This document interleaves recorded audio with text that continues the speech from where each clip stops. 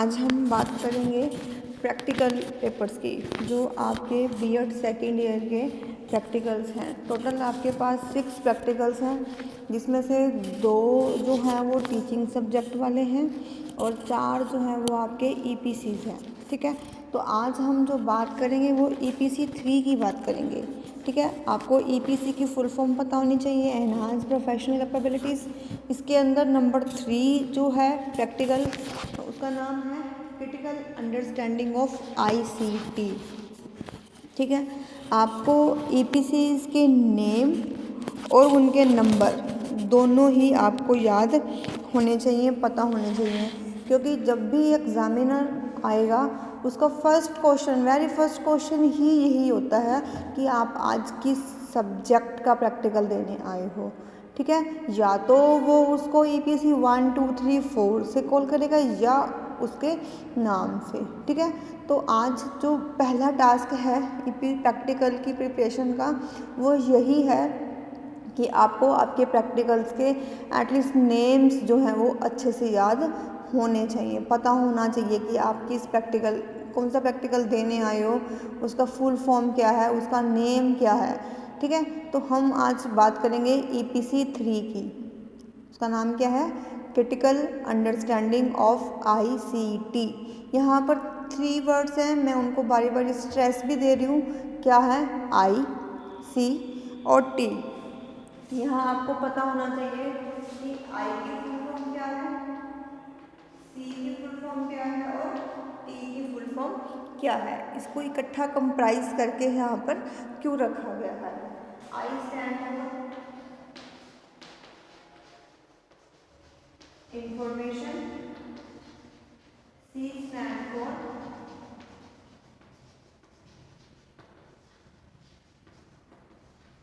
Communication और T stand for technology. ठीक है, बेसिकली ये बिल्कुल ही रिलेट है कंप्यूटर से। इसको बच्चे कई बार कंप्यूटर वाली फाइल भी बोल देते हैं, बट आपने इसको कंप्यूटर वाली फाइल नहीं बोलना है। इसको हम क्या कहेंगे? फाइल ऑफ आईसीटी या critical understanding of ICT, file of EPC 3। ठीक है, तो आज जो है हम इसके थोड़ा सा सिलेबस के बारे में बात करते हैं। 3 यूनिट्स में इसको डिवाइड किया गया है। फर्स्ट है ओरिएंटेशन टू आईसीटी, जो फर्स्ट यूनिट है। सेकंड है इसकी digital sharing and exchange of information, कि एक्सचेंज डाटा क्या है, इंफॉर्मेशन क्या है, how we exchange digitally. Then third unit है इसकी आईसीटी के टूल्स कौन कौन से हैं और इनका एजुकेशन के अंदर क्या इम्प्लीकेशंस हैं, कि क्यों इनको हमने अपनी एजुकेशन के अंदर जगह दे रखी है। तो हम आज जो है डे बाय डे हम थोड़ा थोड़ा इसके बारे में रोज डिस्कस कर लेंगे। कि आज जो सिर्फ था कि सिलेबस के बारे में ही बताना था, तो जैसे अब ओरिएंटेशन टू आईसीटी है, इसको भी आगे फर्दर बहुत सारे सब टॉपिक्स के अंदर डिवाइड किया गया है। बेसिकली ये बिल्कुल प्योरली प्रैक्टिकल पोर्शन है। यहाँ पर आपको एमएस विंडोज़ की नॉलेज थोड़ी सी लेनी है, वर्ड की, एक्सेल की, पावर पॉइंट की और मल्टीमीडिया की। ये 4 से 5 ऐसे टॉपिक हैं जिनके ऊपर आपको नॉलेज लेनी है, ताकि आप अपने प्रैक्टिकल एग्ज़ाम में अच्छे मार्क्स ले सको। और ज़्यादा मुश्किल नहीं है, ये सारे कंसेप्ट वही हैं कि जो आप बचपन से सुनते आ रहे हो। 6 से शुरू हो जाता है कंप्यूटर हमारे स्कूलों में, पर हम लोग ध्यान नहीं देते उसको। ठीक है, तो आप लोगों ने उसी चीज़ को रिकॉल करनी है कि जो हम 6th 7th 8th में या 12th में या हम बीए में हमने कुछ पढ़ा था, वही आपने इसको सिर्फ रिकॉल करना है। यहाँ पर हमने कोई क्रैम नहीं करना, कोई हमने थ्योरी एग्ज़ाम नहीं देना। कि जितने टर्म्स हम अपने आसपास में यूज़ कर रहे हैं, बोल रहे हैं, उनको थोड़ा सा ध्यान देना है। जैसे कि सीडी क्या है, उसकी फुल फॉर्म क्या है, वर्ड क्यों यूज़ करते हैं, एक्सेल क्यों यूज़ करते हैं, मल्टीमीडिया क्या है, इस तरीके से। ठीक है, तो बस जस्ट रिकॉल करना है अपनी प्रीवियस नॉलेज को, और आपका जो प्रैक्टिकल एग्ज़ाम है वो बहुत अच्छे से चला जाएगा। ठीक है, अब रही बात इसको लिखने की। ठीक है, इसको लिखने के 2 वेज हैं, क्योंकि अब कंप्यूटर की फाइल है और हम डिजिटल एरा में जी रहे हैं। हमारे सबके पास ऑलमोस्ट 80% बच्चों के पास स्मार्टफोन्स हैं। ठीक है, उनको सर्च करना आता है, कॉपी करना आता है, पेस्ट करना आता है। ठीक है। तो इसको थोड़ा सा हम लोग वो कर रहे हैं कि आपके पास दो चॉइस हैं कि अब जो भी कंटेंट आपको आपके सिलेबस बुकलेट में दिख रहा है, सपोज फर्स्ट कंटेंट है हमारे पास मीनिंग आईसीटी का, तो यू जस्ट क्या करना है आप लोगों ने कि आपने ब्राउज़र में जाना है, सर्च करना है मीनिंग ऑफ आईसीटी। वहाँ से आपने 8 से 10 लाइंस जो हैं जो आपको अच्छी लग रही हैं, समझ में आ रही हैं, कॉपी करो और अपनी एक वर्ड की फ़ाइल के अंदर आप उसको पेस्ट कर दो।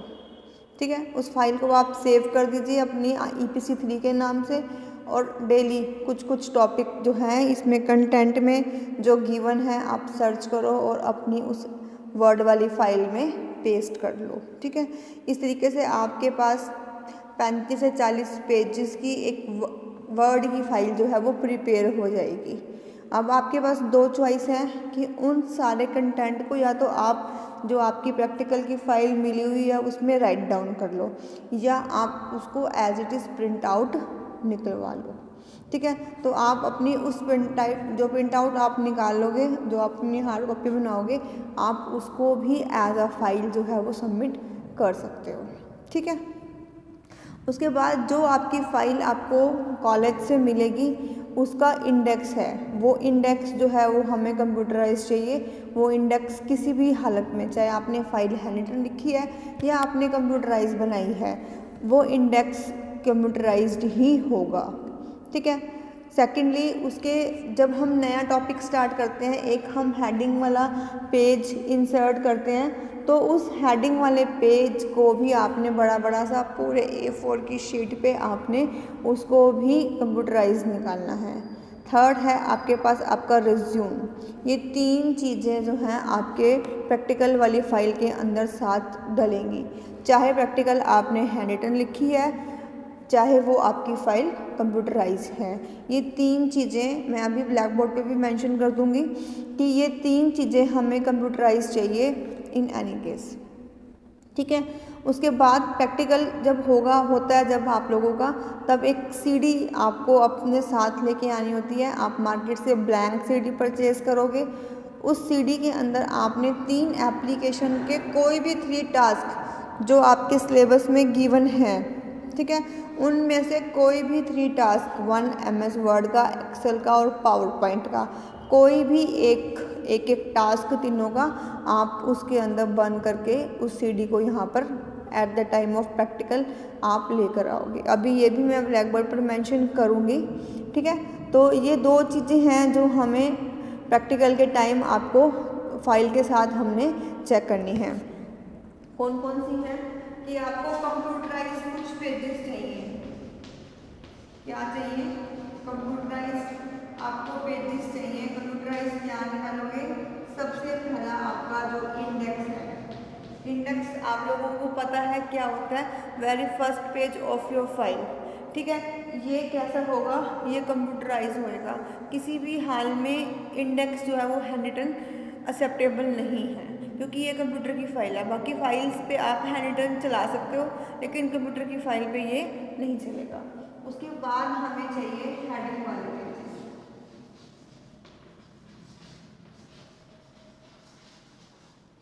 जैसे मैंने अभी बताया कि आपके सिलेबस में 3 मेन जो हैं यूनिट्स डिवाइड की हुई हैं, उनके बाद कुछ सब यूनिट्स डिवाइड की हुई हैं। जैसे फर्स्ट के अंदर हैं ICT, computer fundamental, MS word, Excel, PowerPoint. इस तरीके से हेडिंग वाला पेज पहले होगा, उसके बाद उसकी डिटेल जो है वो शुरू की जाएगी। ठीक है, तो 12 से 13 जो हैं हेडिंग वाले पेजेस यहाँ पर बनते हैं, तो वो आपने क्या करने हैं? कंप्यूटराइज करने हैं। उसके बाद चाहिए आपका रिज्यूमे।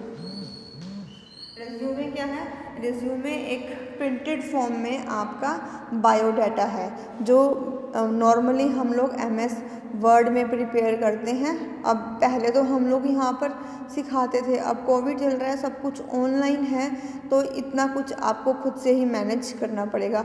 कोशिश करेंगे कि जितना यहाँ पर भी सिखा पाएँ आपको सिखाएंगे। ठीक है। अदरवाइज़ जो है वो आपको खुद से ही यहाँ अपने आप से ही प्रिपेयर करना पड़ेगा। और आप लोग ग्रेजुएट पोस्ट ग्रेजुएट हो तो आप सबके पास आपका रिज्यूम ऑलरेडी होगा ही होगा, ठीक है। क्योंकि हम कभी भी जॉब के लिए अप्लाई करते हैं तो सबसे वेरी फर्स्ट चीज़ जो हमें चाहिए होती है वो रिज्यूमे ही होता है, ठीक है। तो ये 3 चीज़ों के प्रिंट आउट्स आपने अपनी फाइल में पेस्ट करने हैं। अगर आपने अपनी फ़ाइल कंप्यूटराइज बनाई है तो वो साथ साथ प्रिंट आउट निकल जाएंगे। अगर आपकी फ़ाइल हैंड रिटन है तो उस फाइल के अंदर आपने इन पेजेस को पेस्ट करना है, ठीक है। इसके साथ साथ आपको एक चाहिए सीडी में आपको वर्ड का, एक्सेल और पावर पॉइंट,